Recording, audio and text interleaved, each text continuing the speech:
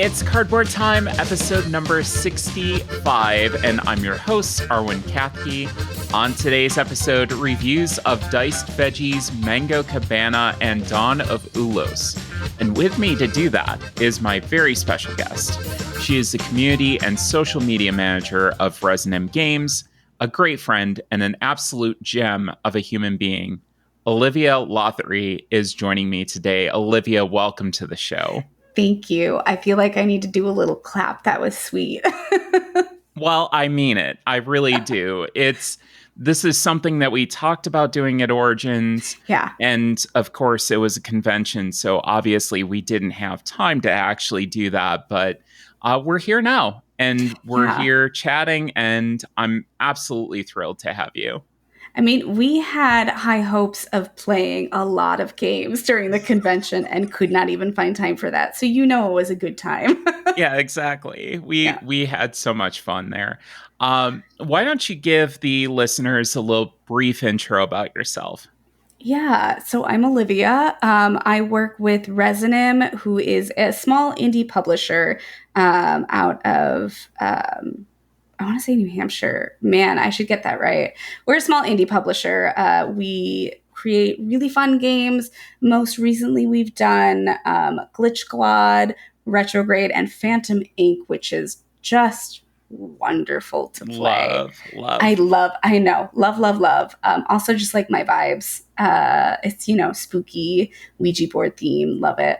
And then I do the community and social media management there. And then outside of that, just a huge part of the community, really involved in what everybody's been doing and trying to keep up kind of being new working professionally in the industry. So it's been very exciting. Well, it's so awesome to have you here. And getting back to Phantom Inc., I looked at Resin's website today, kind of doing some research, and I found that there's instructions to actually make one of those giant Phantom Inc. boards that you have at conventions. Yeah. So you can't see it, but I have one printed off that I bring to friends, and I bring to friend cons that we do and everything, because it's so the tactile experience of getting to write on the erasable board and writing really, really big. It hits different. It's amazing. And Allie goes, when are we getting one of those? Yep. When are we printing one of these off? Because we need it before our next event. Yeah, I love that we've just got that link on the website. So if anybody wants to do it, absolutely. You just need the game for the cards and everything. And then, have fun. I highly recommend it. Do it yesterday. Yes. So let's get into the Shelf of Shame updates. We had Americon this past weekend, and the Shelf of Shame is down by 8. It is down to 156. Love that. Yeah, I was amazed. We got through a ton of games. And I might give a couple of tips that got me there. At the end of this, just to kind of give people that might be running one of those home or friend conventions a few tips on getting things to the table. The games I acquired were 6. I got Dawn, which is a review copy. It's a very, very interesting kind of hidden role game where you decide what your role is midway through the game. I'm sorry, what? Yeah. You're evolving depending on your actions to determine what role you're going to have at the end of the game when everything is resolved. Ooh, I'm so excited. I like this. But I love hidden role games. We played a bunch at Origins, and I love hidden role games. I do too. I mean, you're a queen at it, so I've gotten better at them. I'm still not super great, but I've gotten better. Dawn of Ulos came in along with Shake That City. Those are both Kickstarter arrivals. And then I also purchased Turing Machine, Power Plants, and Night of the Ninja. After we played that at Origins, I had to pick it up. I mean, absolutely. Come on. I think it was like $12, and then it was a 25% discount on top of that. So I'm not going to pass That's that up. so cheap. I love that. Also, it's making me realize we played 3 hidden role games at Origins. So yeah, we Yeah, need more. Let's just make that a thing. just hidden roll con. Yeah. Oh, I'm pretty sure that they have that somewhere. I just need to find I it. would go to that. I would absolutely go to that. I'd lose a lot of friends from it, or like make friends and then immediately lose them, because hidden role, it's tough sometimes, but like I love it. There's things that happen. There's Yeah. there's alliances that are made that, are based on deception, which is horrible, and then you feel awful Yeah. afterwards and just want to make sure that that person's okay. Not that Yep. the two of us have experience with that whatsoever between No, the two of no, us. Yeah. not at Yeah, yeah, yeah. all. Honestly, I walked away from your deception just impressed. Like I don't know. I feel very good about being able to catch like people lying to me, and I nothing like you were not. I don't know. I'm still shocked by it all, and like I now want to like pick apart it further and be like, how can we lie together? Let's be bad guys together. Yes. Yes, I would love that. I would love that. We need to make that happen at some point. Yeah. The Shelf of Shame games that got played were 12 games off the Shelf of Shame. It was amazing. Shake That City, Trap Words, which I really like. I do want to talk about that at some point. Fiction, which is kind of like Wordle with lying. And Oh. yeah, it's very, very fascinating. Like that one quite a bit. Miller's Zoo, Avalon the Big Box. I had never played a single game of Avalon. It's the Resistance, but different. Yeah. Yeah. Yep. Yep. It's still interesting enough that I'll play it, but yep, it is. Yep, it's literally the same thing. Tribes of the Wind. I got that out. A beautiful game. I do have some things to say about it. Dawn of Ulos. We will be talking about on this episode. Dubious, very interesting hidden role game as well. Not your typical standard fodder. That one is more you have a role and you're trying to explain it, but not like super well. So almost Dixit style, where you Oh. want to get people to guess your stuff, but not super well so that everybody gets it. And it's kind of the points are very, very reminiscent of Dixit. Very interesting. I need to look that one up now too. Kapow is a dice builder like Badler. I got that to the table. Santa Monica was the last game that we played. And then Rolling Heights and Gosu X, I also got to the table, not at the convention, but later on after that. And 2 games I played that were from other people's collections, Stockpile, Wavelength, and Skull King, all from other people's collections, and had a good time with all 3 of those. So they may be making their way into my collection.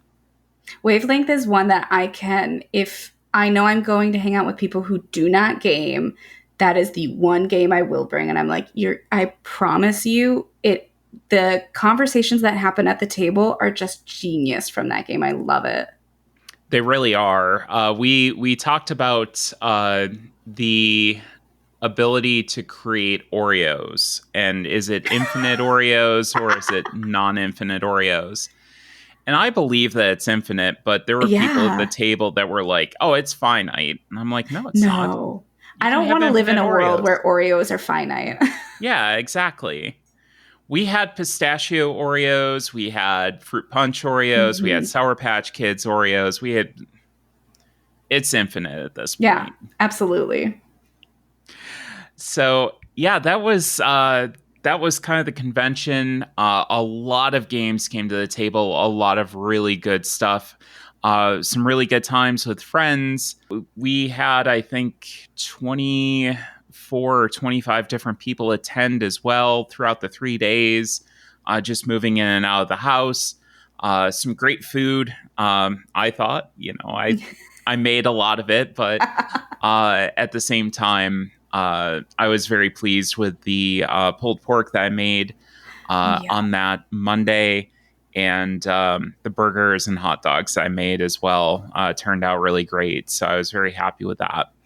The one thing that I will say in running your own home convention, if you are looking to get some of these games to the table and you really want to get something out, set it aside, learn the rules, or at least have an idea of the rules that you can talk to people and say, this is what this is about. I'd really like to play this. This is a playtime. Is this something that you'd be interested in? And don't be afraid to kind of schedule that block of time where you say, okay, if you're going to get here at 10 a.m., let's get this out first, or let's get this out once everybody leaves, and we'll play this either first or last. Some of those things really helped with getting some of these games to the table, including Tribes of the Wind. I got to play a second time because we had people come over early, and we wound up cranking through that pretty easily after we had played it the night before. It's always hard with those like at home conventions because you can get a lot of people there, and of course it's always we're always hobbyists that are coming to these things, and so Mhm. and you've got folks that are coming with their pile of shame that they're like, no, I really want to play this, but then there's like 10 other ones of us that are like, no, but we also have these games. So I do think it's a really good point to say, like, maybe each person on the list, just like, I am going to be teaching this game at this time, and whoever wants to learn it, it just helps kind of get through that. And like also make everybody feel like they were able to do like a one thing that they really wanted to do that whole time. So yeah, it's great. Yeah, Craig wanted to get Watergate out, and that was his goal the Oh, entire yeah. con. And that was something that I wanted to play as well. I didn't even mention that on other people's games. That was another one that was fantastic. We got to play that twice between the two of us, and he came over early. He said, I'll come over, I'll bring this, and we'll get this played. I said, killer, let's do it. Let's get this played. Let's get this out. And Stockpile was the same way. It was very much, I would love to get this out at some point during the convention. And I think getting people those opportunities, like you said, to get those things out is really important in hosting and saying, hey, if you want to get something out, let's get something of yours out. We got something of mine out. What else do you have? Also, how fitting that your 4th of July esque con and you played Watergate. I We love played that. Watergate. I Yeah. love that. Perfect. Yeah. On theme. Mm-hmm. As we mull over the state of the country, I thought Yeah. that Just was kind thinking. of fitting. That is one thing. This was the last year of the convention being called Americon. Love Uh, that. we started it in 2017. I felt very differently at that time. Mhm. Things were different at that time. Yeah, a little bit. Yeah, just a little bit. And we're gonna change it. We're gonna make it more welcoming Yeah. and kind of more reflective of the attendees and who we are, and Yeah. that kind of thing. Focus more on friends, focus more on just the celebration of getting everybody together. I had a similar discussion this year after, being invited to a couple of get-togethers for that weekend. And I was like, can we retheme this? Can we I know we've all got an extra day off, but like let's retheme this one. Let's put a new skin on it, retire this, and do Mm-hmm. something different. Yep. Yep. This doesn't fit anymore, so Yep. let's just get rid of this and go with something different. And I think Love it. there's no shame in that. We Yep. grow and we evolve as people, and as we get new information, sometimes we have to adapt and change. Yeah. Great. So I've got 3 reviews up on the docket today, and I know the first 2 are ones, especially the first one is one that you really want to talk Yeah. about. The first one that I've got is Diced Veggies. This is from 2023. 2 to 4 players, 30 to 45 minutes, designed by Josh Jory and Rowan Capel. The art is by Claire Lynn and published by KTBG, or Kids Table Board Games. Something delicious is cooking up in the kitchen, and as a talented chef, it's up to you to carefully carve up the right ingredients and turn them into culinary masterpieces. Prepare a wide variety of recipes from around the world and hype them up in order to earn extra praise. In Dice Veggies, you take turns with a cleaver, slicing ingredient dice away from the shared chopping block and assigning them to the recipes you're working on. This unique resource gathering mechanism is the key to your scrumptious success. The particular veggies that your recipes require isn't your only consideration. You can take only a limited amount of pips, which is 10 with each chop, and the right dice values can unlock all sorts of drool-worthy hypes to boost a recipe's score. A clever cleaver is all that you need to whip up delicious recipes in this dice slicing game for up to 4 chefs. So this was a review copy of this game. Thanks to KTBG for providing it, just being transparent. This game was designed by 9-year-olds, and I think that's what hit Wild. for us the most. Like, that it's so wild that this, at least the concept. Obviously, you have development that happens after, by adults. But for this game to play this well, I think it is really, really cool. And for them to come up with this concept. Yeah, this it wasn't even like it was your copy that you got for review, and like I had no reason to love it as much as I did. I was like, oh, it genius. And the fact that 9-year-olds made it, I am not over this. Like it gave me a little confidence to be like, should I make a game? Can I do this? Is this something that I want to do? But like, I've never seen anything like it.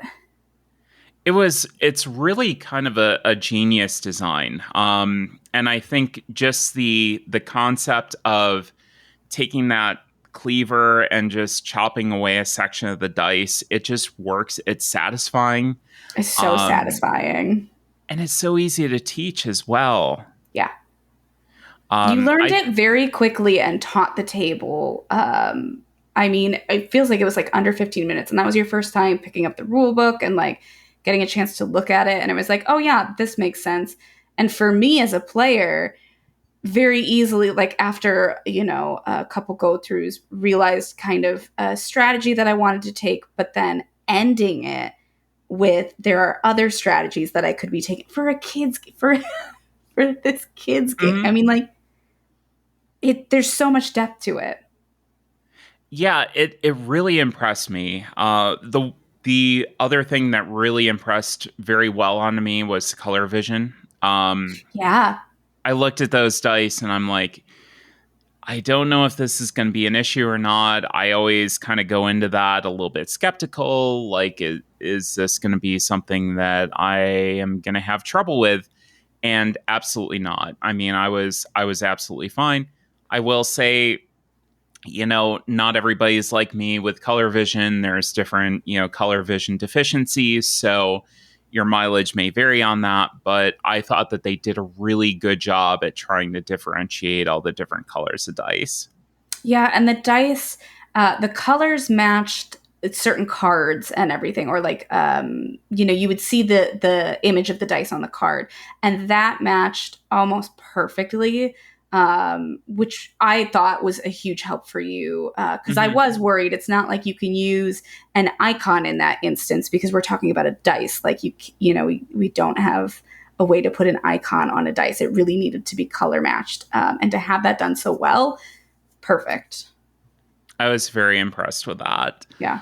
I was also impressed to see a variety of dishes from the different regions as well. Yep. I know that hit with you. Yeah, like immediately picked up on the fact that we weren't getting kind of the typical Western dishes.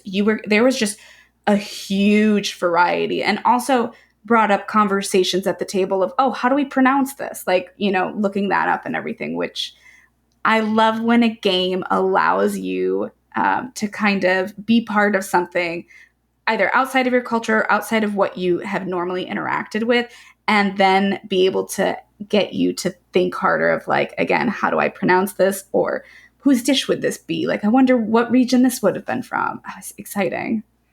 Yeah, we had several of those little side conversations. I remember the one that came up for me was paella, and the Yeah. first time that I had that, I remember back to visiting Santiago, Chile, and they had it, and I was kind of going back and reliving that, and they brought it out in this huge container, and it took like 35 to 40 minutes for them to cook, but it was prepped Yeah. fresh, and um, that kind of stuff, and that's kind of neat stuff to me, which isn't going to happen at every table, but I did feel that it was a very nice touch. Yeah. It genuinely was just like overall a great experience.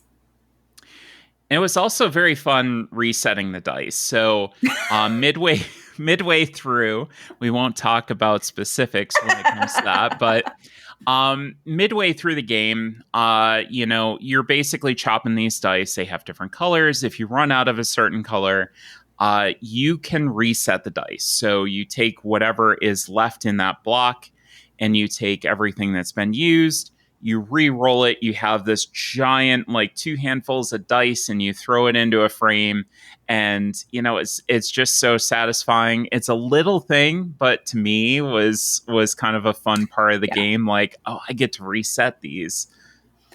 And it's not punishing either, which is something that I really appreciated about this game. Because sometimes it's like, oh, if you want to reset this, that's your turn. That's it. Mm-hmm. But no, resetting was just a free action that you got to do on top of what you normally do. And it was very exciting to roll the dice, get them in that little frame, and then kind of shake it all out to get into that like square rectangular shape, to then cut with this little cardboard cleaver. Oh, it was satisfying. Yeah, I love that. And it was almost up to the person if you really wanted to get mean and nasty. It was Yep. almost up to the other person in front of you to kind of, give you that ability to still have that color, Yep. which I thought was also very interesting. If you really wanted to be mean, you might have to take a suboptimal turn, which I thought, that does work extremely well. And whether coincidence or not, I really enjoyed that. The chef's tokens, I thought, also added a really nice dimension to this, because you have these hype cards that you're trying to fulfill that have very much more specific conditions. So, a certain type of number that you're trying to get, or give up an extra die before you cook the recipe in order to score like all the different tomatoes or whatever that's on the recipe card.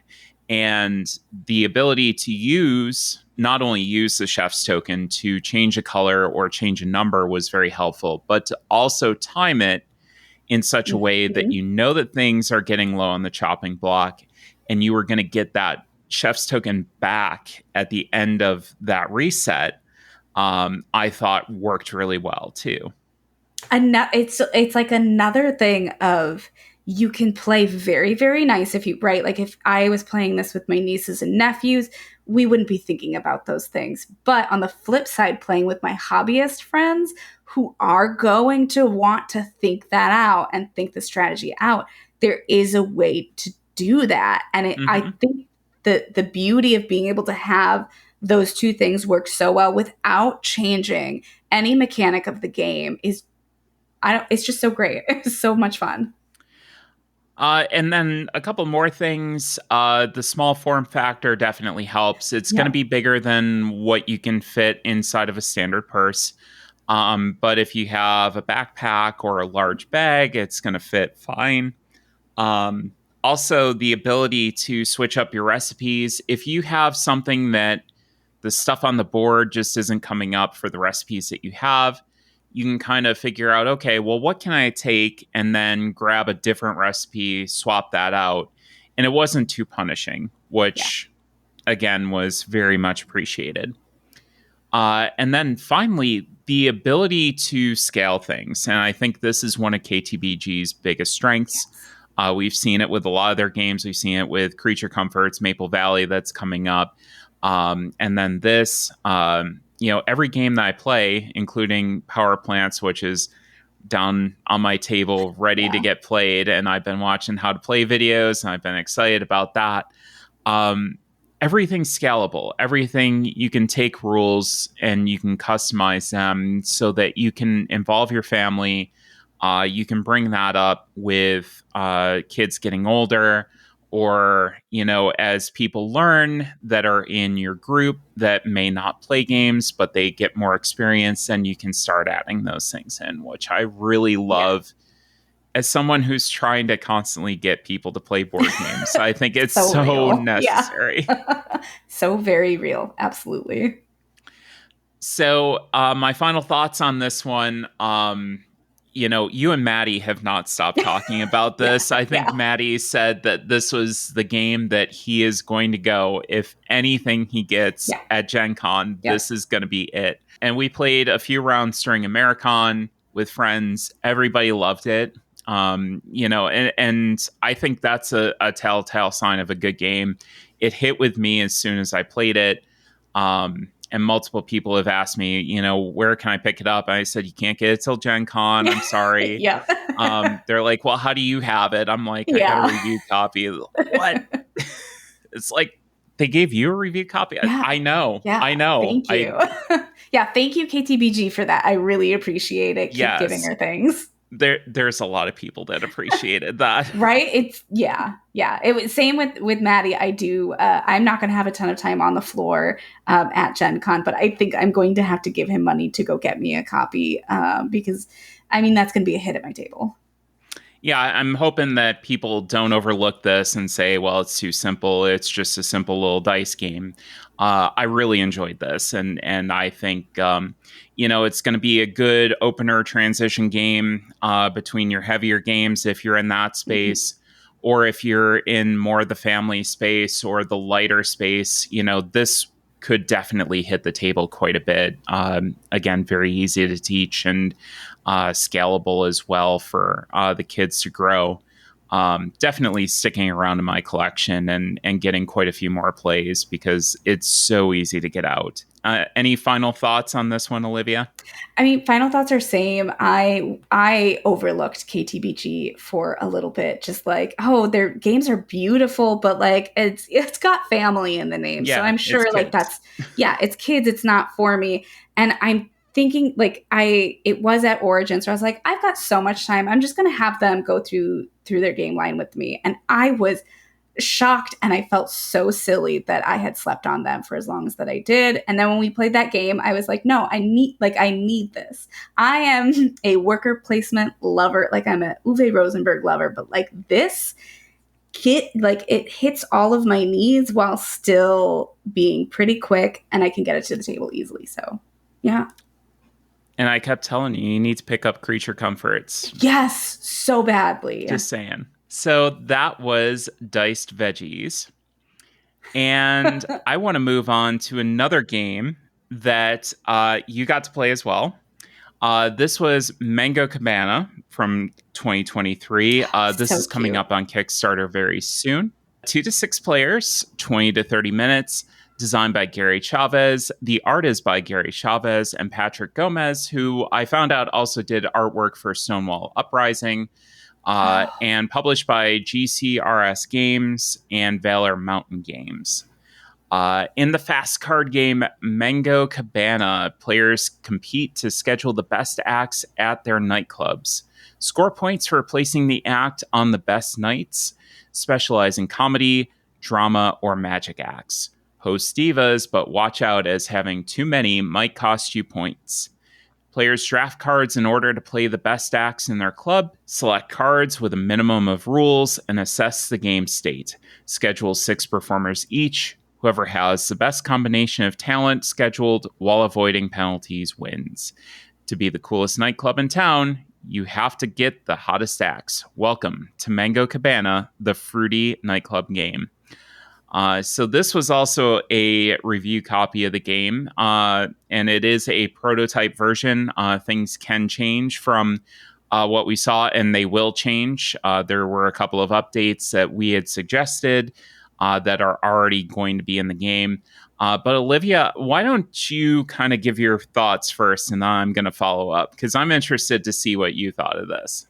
The funny thing is you had mentioned what same artist from Stonewall Uprising, because now that you mention it, I'm like, oh, why didn't I see that? Like there are, Mm-hmm. um, I don't know, there's a stylistic choice that like I could see. It's very graphic, yeah, just like very poppy graphic. I thought it was so much fun. Another game that is super quick. Artwork is just absolutely wild. I'm in love with it. Like it's just something that I feel like I could get to the table very, very easily. And again, it works pretty fast.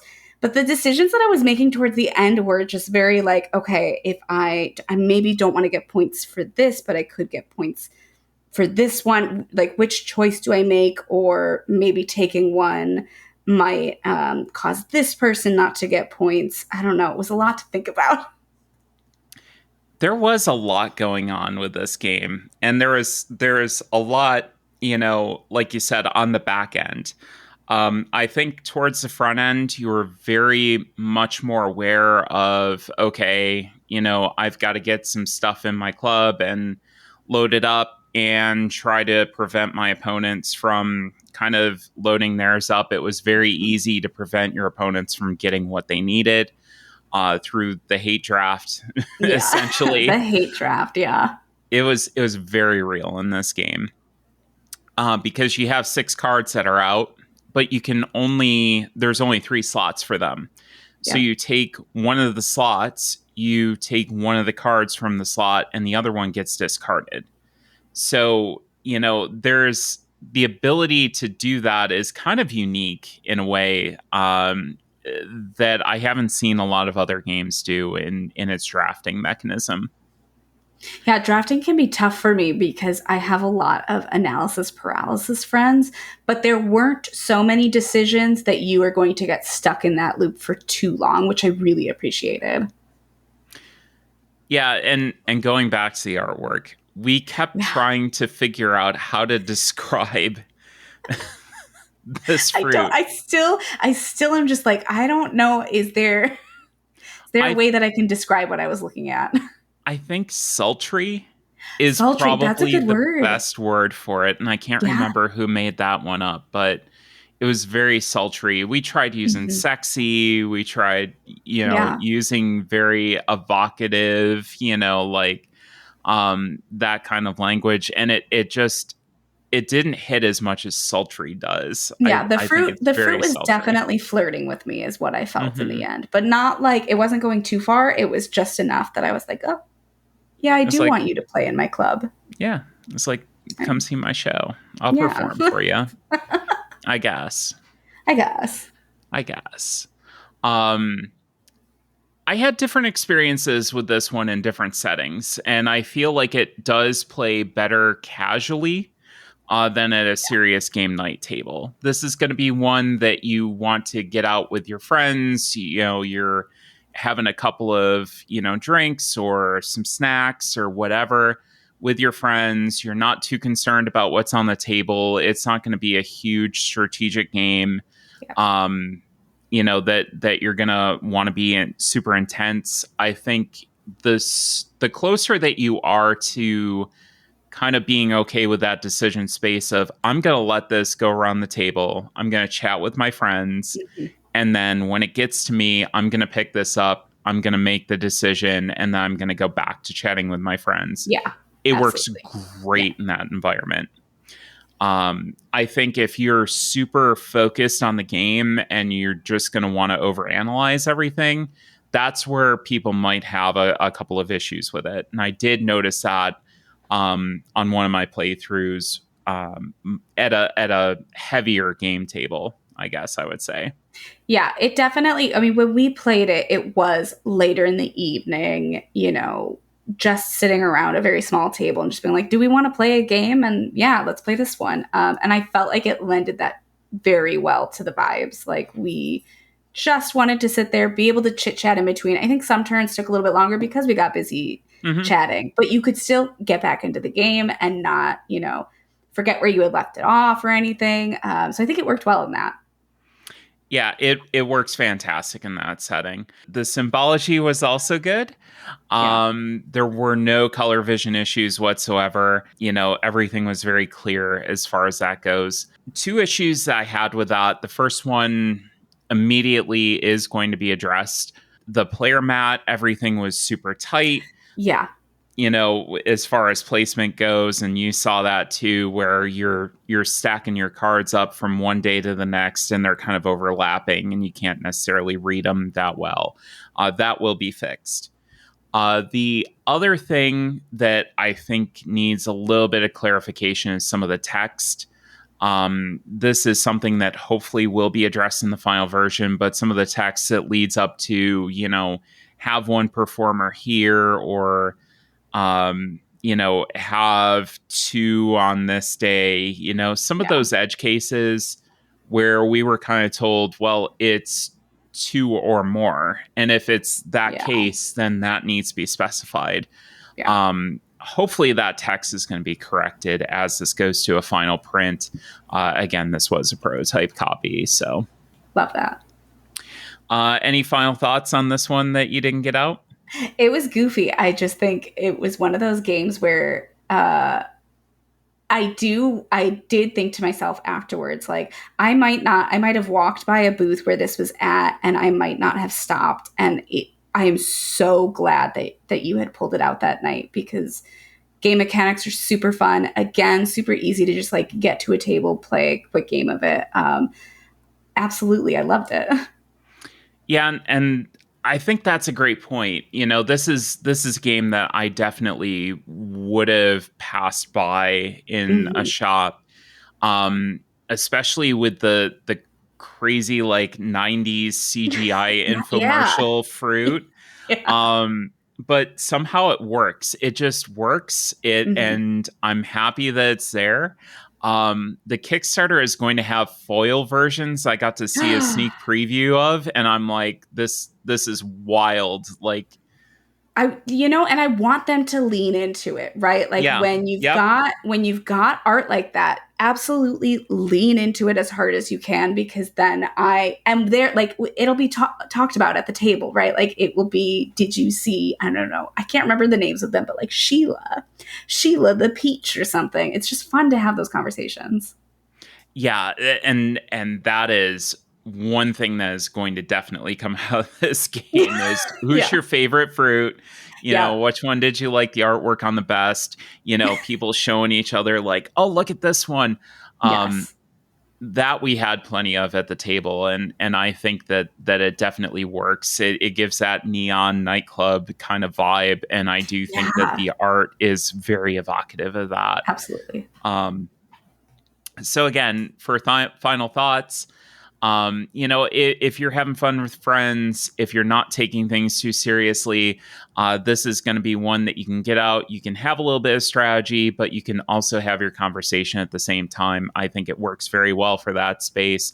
Maybe not for your more hardcore gaming sessions, but if you're just looking for something to kind of take out at a bar or pub game night, this could be one for you. That's Yeah. Mango Cabana. And then the last game that I want to talk about in the review section is Dawn of Ulos. This is another 2023 release, so a lot of new stuff to talk about. This is 1 to 5 players, 60 to 90 minutes, designed by Jason Lentz, art by Diego Sa, and published by Thunderworks Games. For untold eons, the mortal races have lived in separate planes, unaware of other worlds beyond their own. But now the dragon god Azema forges a new world by opening rifts to other planes. Dawn of Ulos is an economic tile-laying game for 1 to 5 players, set in the world of role player and cartographers. You compete in a game among gods of the Planarverse, wagering on and manipulating the rise and fall of mortals. Control the fate of Ulos, develop a new world, invest in your favorite factions, and pit armies against each other. Choose wisely when to exert your influence. As factions rise and fall, will you earn the most favor with the world creator? So this one for me was a Kickstarter. This was very much a Thunderworks, I'm going to back this and ask questions Yeah. later kind of Yep. game. Yep. You know how it be. Yeah. Um, I didn't really know what to expect. I expected like area control. I expected, the kind of seeing the miniatures, the dudes on a map kind of thing. Um, Wait, is there miniatures in this game? there are miniatures in this game. You should look it up. It's pretty I'm looking it cool. up right now. We are talking. I mean, you keep going. I am going to be looking this up as you speak. But this is not at all what I was expecting. This really, for me, is most akin to a game called Acquire. It's a classic game. I believe Hasbro had the most recent rights, Avalon Hill. And it's just a classic, like, stock trading game, building buildings and trying to build up your empire type deal. And this has immortal factions kind of taking the place of corporations from that game. So that's the best way that I can describe it and kind of compare and do that. Oh, There's tiles. there's Sorry. there's tiles. I Yeah. love tile placement and miniatures, Yep. and it's not that much money. Oh, tell me more. Yes. Yes. Um, so it is tile laying. You're basically laying these tiles out. You have these factions that you essentially get stock in, and you're laying these tiles out. As you lay these tiles out, if you lay one in that faction's preferred territory type, they get stronger. Ah, So the stock goes up, and the stock price goes up. It's a wild concept. I can't believe that they took like an economic game and put it in this theme. It's just so incredibly wild. Um, so this again, it's a stock holding and trading game. You give up stock, you can get a special action that can get incredibly powerful towards the end of the game because it's based on the power of the factions. So if you have a stock that's worth a lot of money, its action can be extremely powerful, and you can do it like over and over again multiple times.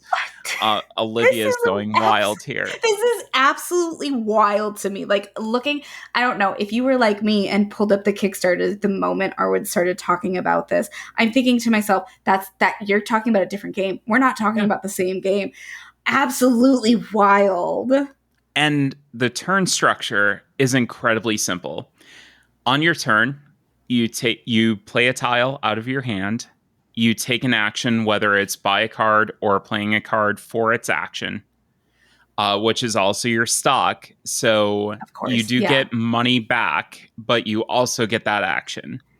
And then draw a tile back up, and then it's the next person's turn until there's a conflict.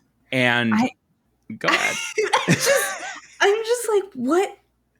How? She's going wild, folks. How did they make this? How did they think of this? Do you know how you just like sometimes you are demoing a game and it is being described to you and you're just like, I don't like, what brain space was the designer in that thought like, this is it, these are the mechanics? Because like my brain could have never put this together. This is so fun. Yeah, I never would have put this together. The minis. Yeah. Let's get to the minis. Yeah. I wasn't sure at first. I'm like, this is a Euro game, like area control kind of thing. Again, misconceptions. I'm like, this is a bit of overkill, for what this game is. But it really does help with the gameplay flow. I will probably have mine painted. I know somebody. You know. But the beautiful thing about these miniatures is the fact that it's incredibly easy to see at a glance what the faction's preferred terrain types are from the minis. Yes. Because on either side of them is their preferred terrain type. And it's just genius design that at a moment's glance, it's like, okay, this is what this faction wants and is going to increase their power. And now, correct me if I'm wrong, but I zoomed in on one of these minis. But one of the minis looks both like femme and mask, which I have not seen, I think, in any game before. It seems to be one with like a mountain and something else, but it seems like there's just good representation all around for it. Yeah, it's very diverse as far as, who's in the game. There's 10 different races that you only pick 5 of at the beginning of the game. Where this game is really shining is the conflict. So what happens? And basically, to go back to the Acquire analogy, you have these 2 different factions or 2 different corporations in Acquire that kind of come together, and they're trying to share the same space, which we all know from Time Cop isn't possible. Um, shout out to all the 90s kids. This one's for us. Yes, exactly. That was your reference. So instead of the larger company immediately taking control over the smaller company once its territory has become connected, you have an influence about how that battle goes. So there's basically a battle, and you can go and negotiate with the other players on giving up some of your stock to increase the power of a faction. What? So you're playing your stock out, and again, it's stock that you would have had that you will not have anymore. You have to give half of the stuff that pertains to the 2 factions fighting. You have to give that back. But it increases their strength in the battle so that stock may go way up, especially if you have like a lot of shares. It is so incredible. On top of that, you can bluff with other factions that you hold, and you don't lose any of them at the end of the battle. So your hand size can look like, I'm going all in. I've got a ton of stock in these guys, and I'm just going to steamroll you. During negotiation, you don't have to adhere to what you say that you're going to do. So, there's that like little hidden information, like you can turn your back on a potential negotiation partner. I loved how they did this. It was an incredibly clever mechanic. This one hit so different. Yeah. We were just sitting around the table. We were like, what is this? Like, first of all, this game isn't what I thought it was at first. And now you're going to add, this in on top of it. It was wild. I absolutely loved it. I'm like feverishly searching if if they're going to be at Gen Con, and I also need to search if I can buy this, because like you hit. I just who thought of this game? Right. Who thought of this? And also, I needed it, and I didn't know I needed it. Well, Jason Lentz thought of this game apparently. God. But Thunderworks, I mean, it hits. Yeah. They have a tendency to hit. Yeah. Couple other things.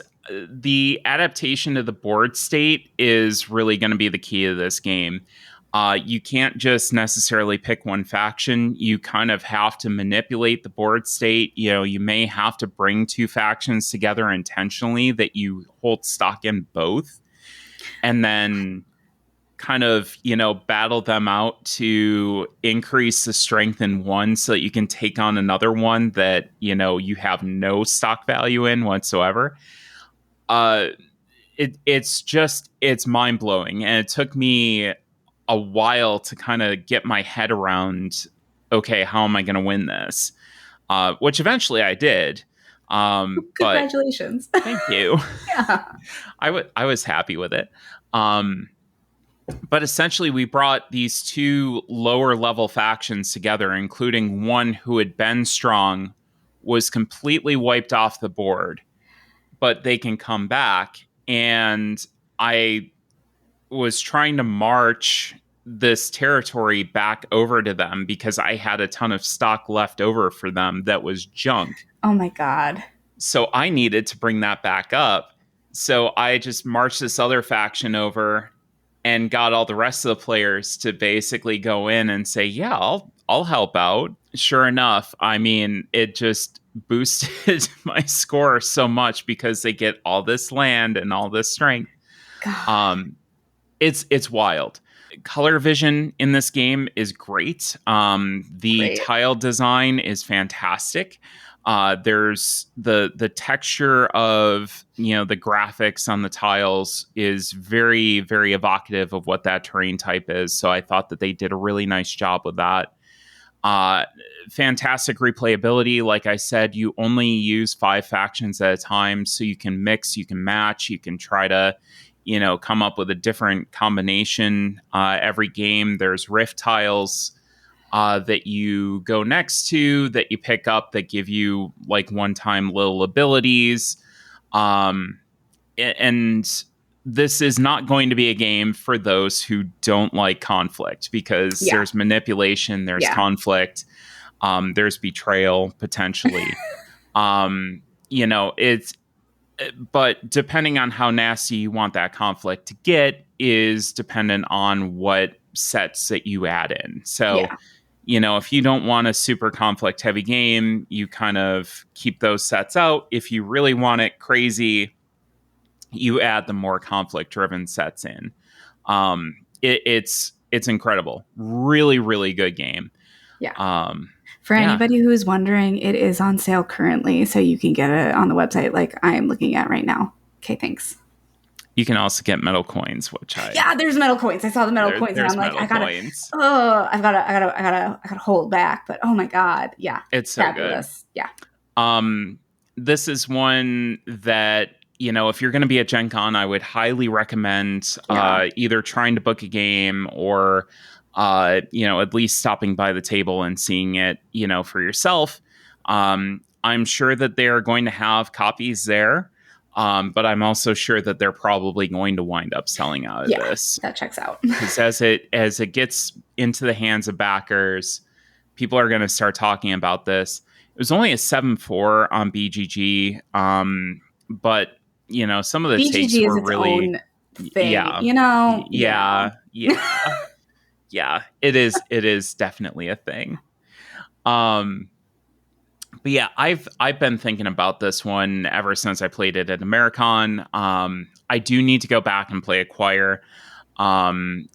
This may take its place because after seeing this, like it just takes Acquire to another level that I really love. And I don't think that I need something that's as dry as Acquire. This is much easier to get out. When I talk to people about, okay, either I can get this game about warring factions and controlling them and, getting them to, kind of do our bidding, or we can play a game about, people building buildings and stocks and stuff. What are you give me going to fantasy. choose? Yeah, give me Yeah. fantasy. Yeah. I mean, I know it's kind of overplayed at this point, but at the same time, I still want it. I still love it. I still love it. Yeah. But this is definitely a much more approachable theme. This one is absolutely staying in my collection. Like I said, I think I'm going to get the minis painted, just because I enjoyed this so much. Yeah. So wonderful. And I couldn't wait to talk about this. Much like Dice Veggies, it was one that it was either this episode or the next episode before Gen Con that it was going to get talked about, and I picked this episode. Yeah. So that was Dawn of Ulos. And coming up, we'll sit down and have a further chat with Olivia, so stay tuned. Welcome back. And on this segment of the show, we'll be talking more in depth with Olivia. So, Olivia, we're going to start off and ask, what does your day as a community and social media manager at Resonim kind of typically look like? A day for me is a bit chaotic. First and foremost, checking in on all of our socials, our Discord, and like Board Game Geek, subscribing to everything, every game that we've got and every thread that pops up. That's the first thing I do. Mostly just like making sure I'm checking in on our community, making them a priority. That's usually what my go-to is. And right now we're getting ready for a Kickstarter. So a lot of my time is going towards communication with creators that we're working with, planning and creating social media posts, while also getting ready for a launch in like a manner of different ways. I mean, there's a lot that goes into it. It's pure chaos, which is leading straight into Gen Con, which is like double chaos. God, and we're like 3 weeks away from Gen Con. So it's a lot. I'm doing a lot right now. That's wild. Like Yeah. it's amazing to think that Gen Con's only 3 weeks away. I'm Yeah, I sad that I'm can't, not going to like, be there. I said it and my heart stopped a little. I was like, oh my God, Arwen's not going to be there. It's okay. We're going to see each other soon. Yes, Yeah. yes, absolutely. We're planning on that. Yeah. So Resonum does operate a little bit differently than other companies. Like you said, it's a Yeah. smaller company, which allows it to kind of operate in its own mode and a little bit different style than most. Do you mind telling us a little bit more about the philosophy of the company? Yeah. So we are a woman-led publisher, by the wonderful Dr. Mary Flanagan, who is a professor over at Dartmouth and does a lot of like game design. I think it started off more in like video games and kind of shifted into board game. It's really amazing. She's published a few different books as well about board gaming. Her most recent one, it was Playing Oppression, The Legacy of Conquest and Empire in Colonialist Board Games, which was excellent. So we put a lot of thought into socially conscious games, and like we're always contracting artists that are women for all of our games. So the most recent collaboration has been with Ashita Banerjee, who created the most beautiful modern cubist artwork for our newest one that's coming out on Kickstarter called Avant Garde. And all of our games have like a different style. So it was a really fun journey trying to find someone who's like currently doing cubist style artwork. Like trying to find someone who does that and also wanted to work with us on this game and like have her art be represented on a game, which was, I don't know, it's just wild. It's very fun to me to think of us just like reaching out to artists and being like, so do you like board games? And would you like to do all the art for our board game? So it's kind of fun. But yeah, Resonum makes games to connect family and friends and like gamers and non-gamer audiences, with really like the commitment to inclusivity. I don't remember if you've heard it before, but our first game that we published, and I say we, but like I wasn't around when it was published because that was a while ago, but it was called Monarch. It's a light strategy game where you play as a princess who is an heir to the throne. And I believe when Mary first attempted to get this published, before she even started Resonum, she had reached out to a company who wanted her to change it from princesses to princes. And she was like, you know what? I'm going to Yeah. self-publish. I got this. And it's absolutely amazing to me that like this is a story that we have, like this happens. This is the reality. And to kind of see her come into her own and like create this company off of that and then like commit to, what she wants to see in the gaming world it's really exciting to be part of. Yeah, and I think that's one of the things when I had my meeting with Resonum. I think it was at PAX U last year, Yeah. or it might have been at Gen Con. It really did strike me as a company that does things a little bit differently and in a really good way. And I love companies, we've talked about, Weird Giraffe is always my example, Yeah. with Carla, and she just makes the things that she wants to make. Yep. And I think it's very, very similar. And I love seeing more of that in the industry because it's very needed.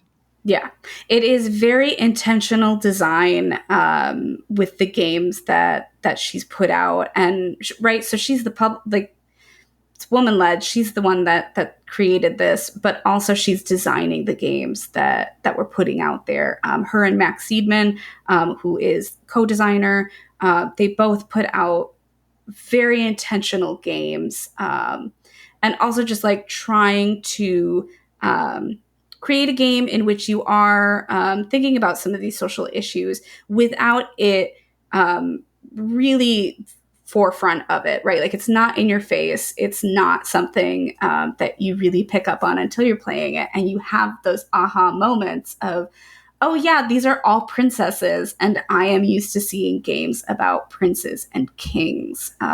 So it's absolutely refreshing. Yeah, I love to see it, and I think it's one of the reasons why we do what we do in the industry. Yeah. So it fits in very, very well. So tell us a little bit more about Avant-Garde now that you're talking about it.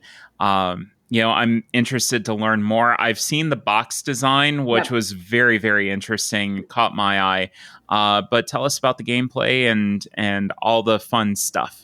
Yeah, I love this game, and like kind of watching the iterations change throughout the time that they really first came up with this, because I came into the company maybe halfway through all of the design stuff, so we've really seen it change. But in Avant-Garde, players have essentially the opportunity to showcase their impeccable taste and curatorial skills as they build their collection of avant-garde art. So it's a small box deck builder where you're playing your cards kind of Uno style, either matching the number before the last card played or the color. But with all of that, you get certain powers that come from patrons who want to see your exhibition do well. So through your exhibition, which is the hand of cards that you're playing each round, you get money to buy more cards, and then from that you earn awards, and the awards are how you're going to score points at the end. Which is another. I mean, we talked about something not being punishing. The thing that I like about this game is, typically in deck builders like Dominion or Clank, you get the point cards and you put them into your deck. With Avant-Garde, you're not putting them into your deck. You are not penalized for getting an award early or anything like that. And Nice. then also on top of that, if you are a little bit behind, there is catch-up mechanics in it, in which, will give you extra money to buy another card. So it's just overall, it's very fast, but so thinky with all of those patrons. The main box comes with the New Yorkers. Those are your patrons that you're trying to get you to help out with your exhibition. Yeah, it's really lovely. It's a lot of fun. And it's for 1 to 5 players, coming to Kickstarter on July 17th, which is very, very soon. And then Super soon. it's super soon. It's happening right now. It's going to be going through Gen Con. So if you are at Gen Con, you can stop by our booth. We're going to be at the Family Fun Pavilion, which is kind of like a little section on the floor, where, like, I forget who shows up in that area, but we're in there and I'm really excited. And we're going to have Avant-Garde. So if you want to play it, if you want to demo it, come check us out at Gen Con. Another reason I'm sad that I'm not going to be at I know Gen Con. I'm so sorry. I also, know. so the funny thing though is, if you are not physically coming to Gen Con, we have it on Screen Top.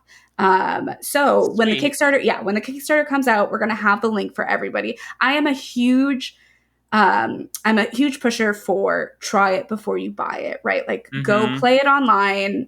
You and I can play it. I can teach you. And then Yes. you can actually play it before you decide if this is the game for you. Because, like, right, I'm fully aware that not every game is going to work for everybody. Like, I want you to enjoy it. I really want you to enjoy it. And Exactly. the cubist artwork in this is just stunning. It's beautiful.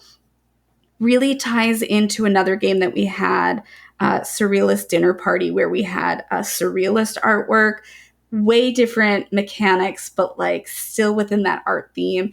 I'm an art history nerd, also used to be a photographer, so it's deep to my heart. I will also resonate with that. Yeah. I love all the art and all the theming from Resonant, because it's always spot on. It's always very well integrated. Yeah. I always really love that with Resonant's games. Also, using screen top as opposed to TTS. Thank you so Yeah, much. absolutely no TTS for me at least. I mean, I'm not going to speak on behalf of anybody else, but yeah, no, none of that. Yeah, yeah. We we have talked about that Yeah. multiple times on this show. Yep. Um, Yep. so, You all know. so that is coming up very soon on Kickstarter, and I believe Yes. that's going to land 2024 very early to Yeah. So, backers. yep. So we're hoping to get it early 2024 to backers. And then once it's done with backers, get it out to retail and everything. And it's going to be, I mean, like, I don't want to say cheap, but it's $20. It's $20 for the game. Yeah. So it's not, we're not trying to break the bank or anything. It's got some really unique components in it. There's a rollout box, which I've never seen done before. Mm-mm. And that comes with the retail edition. So your starter decks are going to have this little box that unrolls onto the table. Very quick for setup and takedown. It's going to be fun. Check out the Kickstarter. You can see all of the components that we've got. I'm excited to share it. Love that. Well, now that we've got the business taken care of, Yeah. so let's get into you a little bit more. We don't often talk about the miniature space on here. Every once in a while, Jamie comes on and we talk to her about it, but it is a very major part of your interest in the hobby. Yeah. How did you ever get started in miniatures? I think about this all of the time. I had another friend who is also a woman in gaming, and we both were like teetering around it, like, oh, I'll paint miniatures for D&D, but like I don't know about miniatures games. And like some games like Blood Rage has miniatures in it, so it was like, well, I want to paint those. I want to paint my Scythe minis and everything. And it was like going to the store and just like peering behind a shelf at like Warhammer and all these other like skirmish games of being like, how do I get into that? How does a femme presenting person get into this? Because I don't know. And then Watch It Played had Monique from Before You Play and Paula Deming on. And the two of them were doing a how to play. I wasn't sure if it was Warhammer or Age of Sigmar.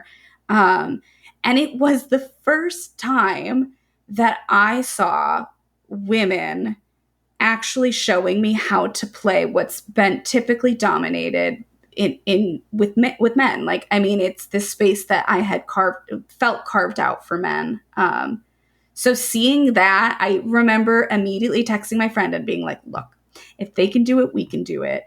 I will buy the book. I'll figure out how to learn it. I struggle sometimes, but like, we're going to do this. And then from there, immediately just like fell in love with a ton of different games and felt really good finally having kind of a reason to paint some minis and not just like painting these random miniatures for no reason.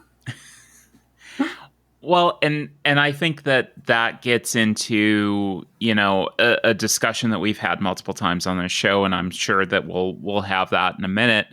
But that is highlighting the importance of representation in the industry.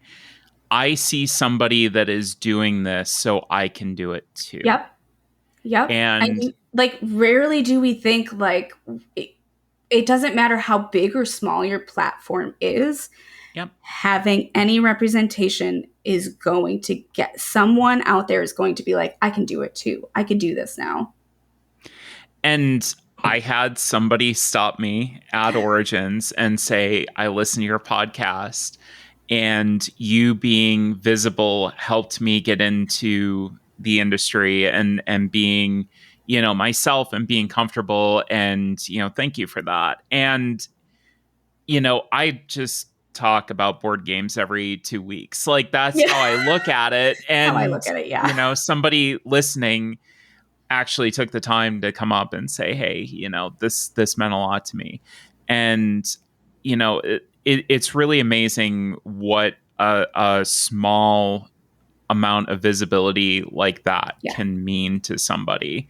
And that's why it's so important. It's why it's so incredibly important, and it's hard to get that through somebody's head until they hear a story like that and they say, Yes. "Oh, okay, yeah, I can get that, I guess." Yeah. I mean, like the fear was real for me, again, going to gaming stores and seeing men in the miniature sections and not women, and or going and seeing their tables laid up for a Warhammer night or like a Magic the Gathering night, and it, being mostly men out there.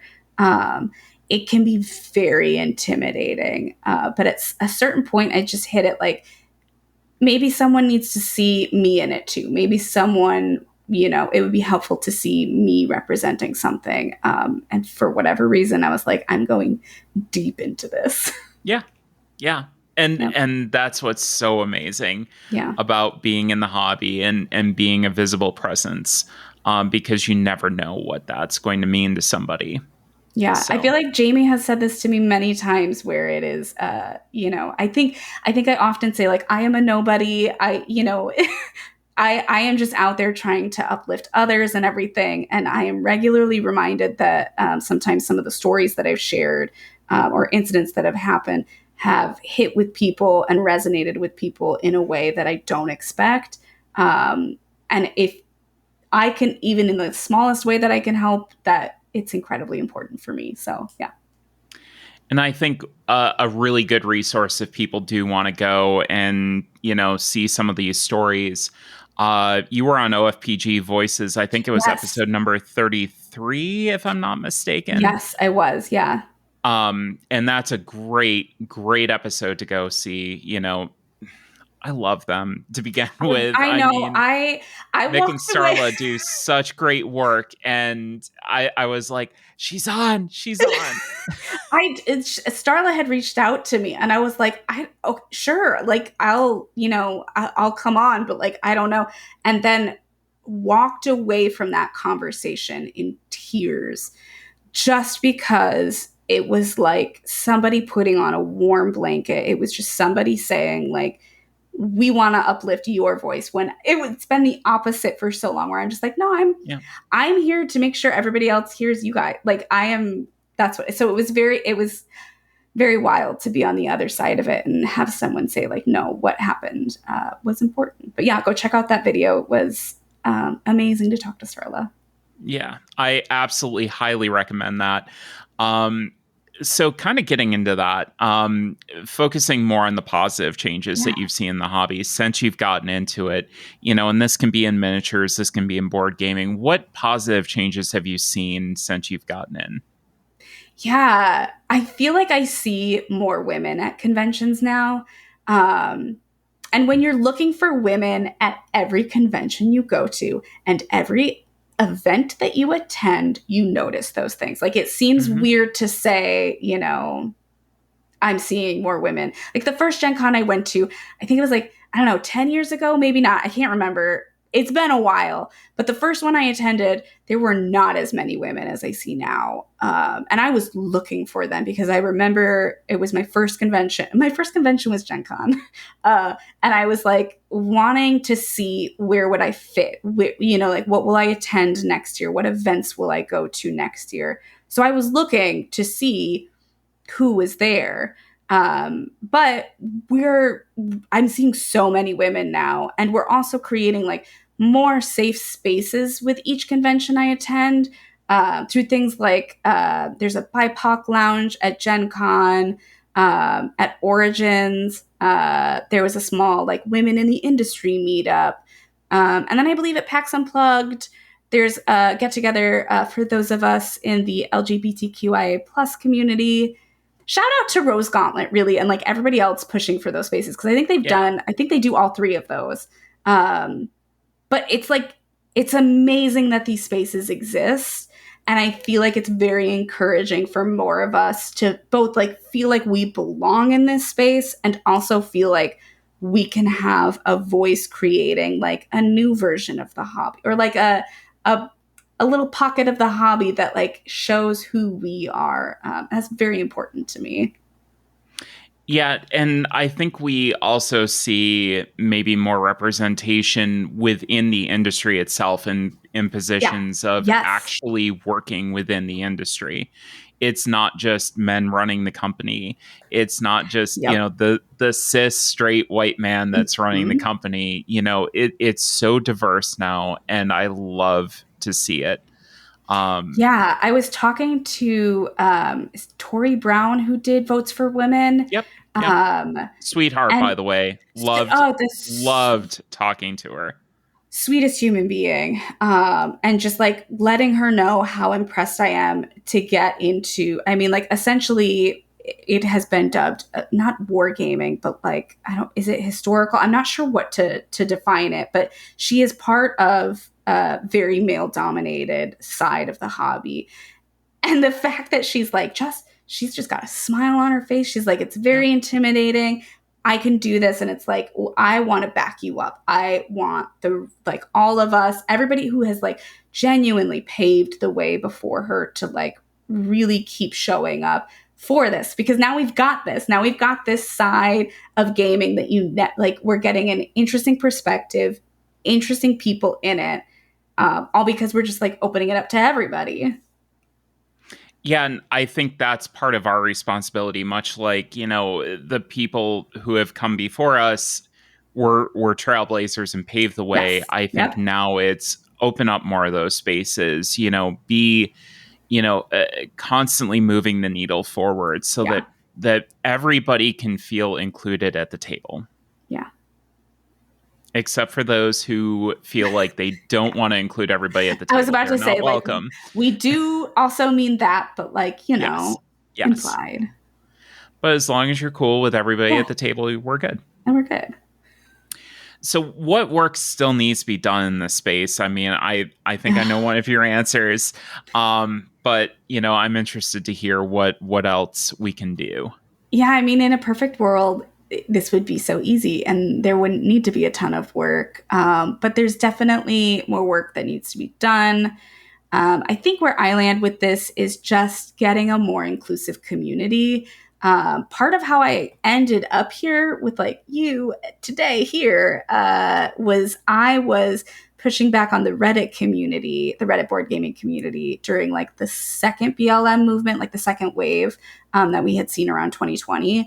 And I noticed our community was very quiet and not really vocally standing up for our BIPOC members. And I was really confused because it just felt like we were, I mean, like it was, I don't know, it was in, right? Like everybody was doing it. I don't understand why the bare minimum couldn't have been done. Yep. It seemed like a no-brainer to me. And I was speaking up about it and was just, I was getting dragged on there and also then getting a couple of threats and was like, okay, so now this community doesn't feel safe. Like, where's the online community? Where can I go? I just want to see the ways that the whole community feels represented and to feel like we're not just all at cis white men's party. You know what I mean? Like Mm-hmm. I don't just need to see myself represented. I want to see the whole community. And there's so many that feel silenced, or just feel like, there's a lot of gaslighting and pushback. So the change that needs to be done is just finding ways to include everybody and again uplifting those voices so that like we all feel like we're good. And I think, again, it kind of falls to us to be responsible, unfortunately. For some of those things, like, if you see somebody being excluded for who they Yeah. are, say something, Yep. include them, and bring them to the table and say, hey, we're playing over here. You can come join us. That is a skill that I didn't have for the longest time until I Tough. transitioned. And it's very tough to learn. But once you're excluded from that space and you can include people, you always want to include people, Yeah. because you know how bad it feels to be excluded at that point. Yeah. And I had a story. I mean, again, go watch the OFPG video on it. But I had a Yeah. similar story where I was excluded. And spoke about it online in our circles, and a lot of men had said, thank you for saying this, because I don't know if I would have had the confidence, don't know if I would have spoken up.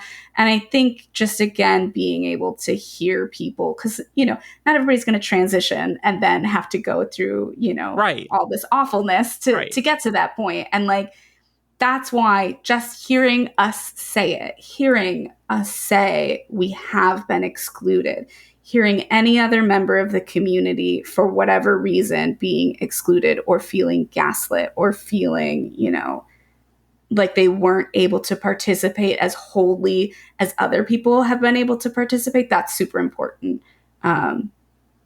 Just you should be able to hear that and go, okay, this person isn't having a good time. These are the ways that I can do better. And then like, hopefully that means a lot more people are going to show up for us.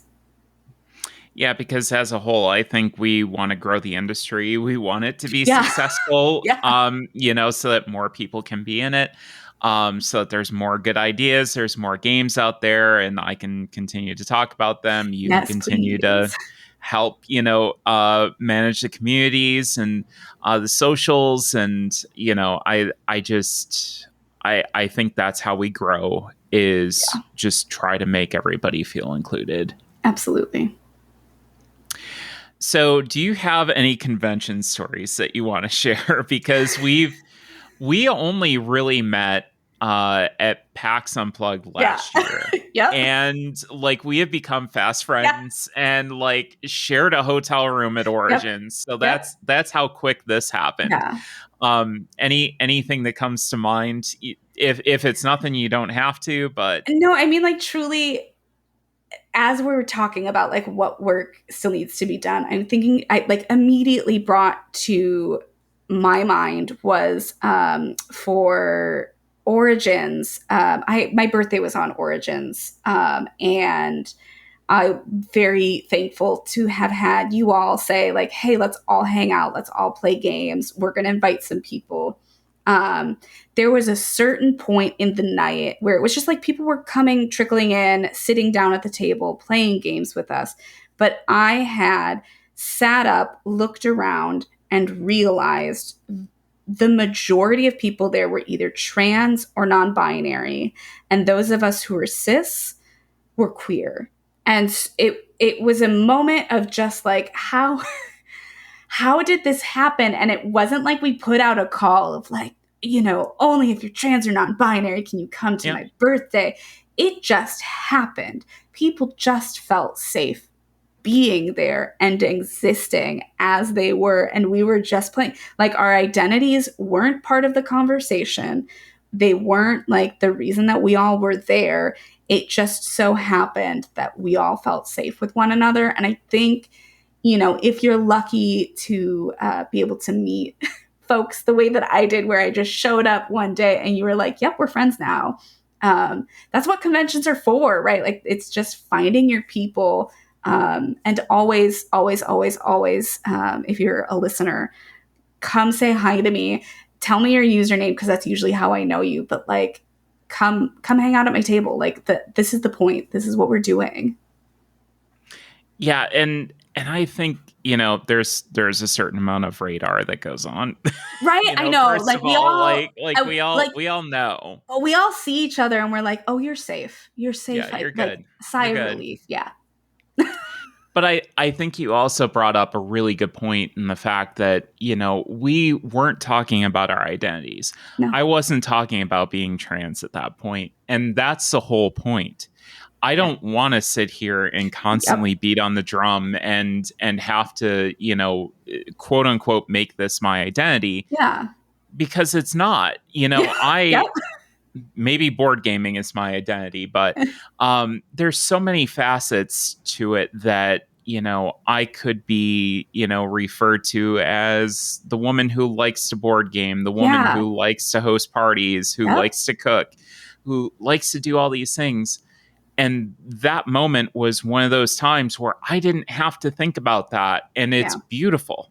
Yeah, it was a very weirdly emotional moment for me, which I think really, like, looking on it, and thinking back again to the time that I very first met you, where it was just like, I've never interacted, like, I what do we I, how is this going to go, and it felt like home, and it felt safe, and those moments have mostly for me come out of conventions, because I am just seeking a safe place to game. Literally. I would literally just like to play a game with people who aren't going to bring in any toxic masculinity, and we are just going to laugh and enjoy ourselves. And like, that was a really good moment. That was just a really fun Yeah. moment.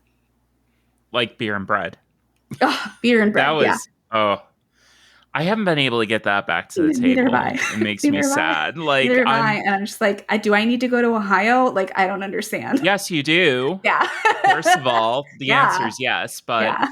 um no, I think that's a really, really good story. Yeah. Thank And you. now I'm crying, but Yeah. No, I know. I'm like thinking about it. I'm just like, and you can't cry because how is that going to translate into a podcast? I need to calm down. because you're Yeah. gonna make Arwen cry, and she cries to the drop of a hat, and Everything. Yeah. yeah. Anyways, hobbies outside of the industry, Yeah. anything that comes to mind. I know that you just got done with a camping trip. Yeah, I'm a granola girly, which is kind of funny because I was thinking today, like, I just got back from a camping trip and I was like, how being an outdoorsy, like camping and hiking kind of person, it's very hard to then get games to the table during the summer, especially if you're in the Midwest. I guess I should say I'm in the Midwest. It's freezing 6 months of the year and it's hot 6 months of the year. So the hot months, like, I am desperately trying to get outside, but like equally want games to come with me. What I brought camping this weekend was Trailblazers. That was Ryan Courtney's Ooh, newest one. yeah. Oh, it's got like a little carabiner and like a water shell, and the cards are waterproof. It's like, give me the intersection of, whatever hobby plus board gaming, because I love to see that. But yeah, a lot of my hobbies outside of this are being outside, being a little lizard in the sun, and soaking it all in. I love that. Yeah. So, last two questions I ask of everybody. The first one is, what is on your table right now?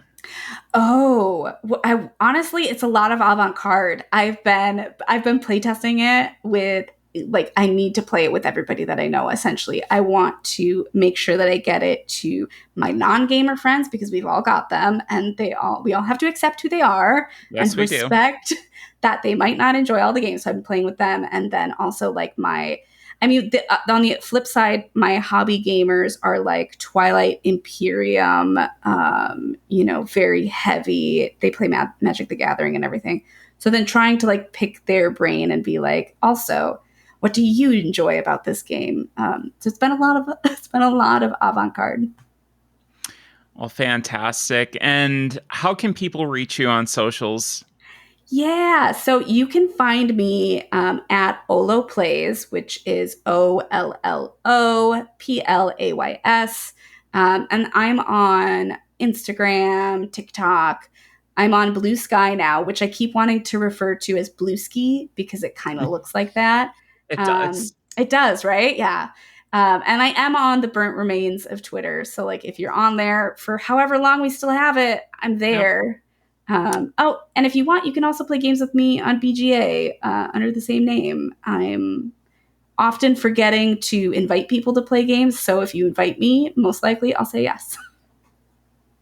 I think that's a thinly veiled reminder that I That need to yeah, invite it you was to a game.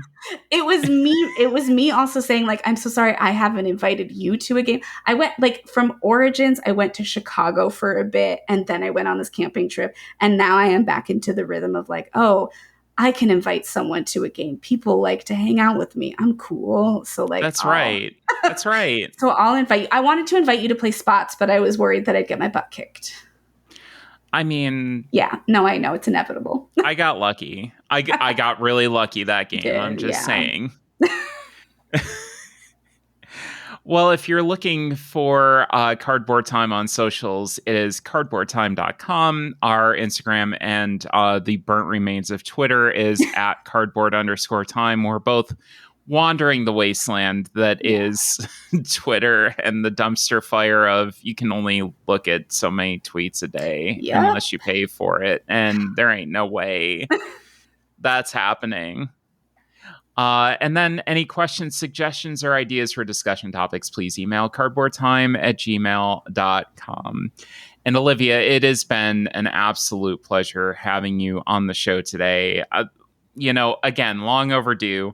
For somebody that I've known since PAX U last 6 year, months? like, 7 months? yeah, it feels like we've been friends forever. Yeah, right? And I love that. Yeah. I love that community. I love the fact that it's like I've got to get to this next convention because we got to go and hang out and do that. And I have to talk to you about a couple of other things too. Well, So. thank you for letting me listen to your voice and hear your voice again, because I missed you terribly since Origins, which was like 2 weeks ago. 3 weeks ago. I don't know, but I missed you. So yeah. thank you. It was like literally 2 weeks ago. Or I know. It was 3. It was 3. It's too long. It was too long ago. I don't care. I mostly said yes to this so that I could chit chat with you. So thank you. Well, anytime you want to do that, we don't need a podcast to do that. Awesome. Fabulous. And as always, thanks again for listening, and we'll see you around the table in 2 weeks for another episode of Cardboard Time.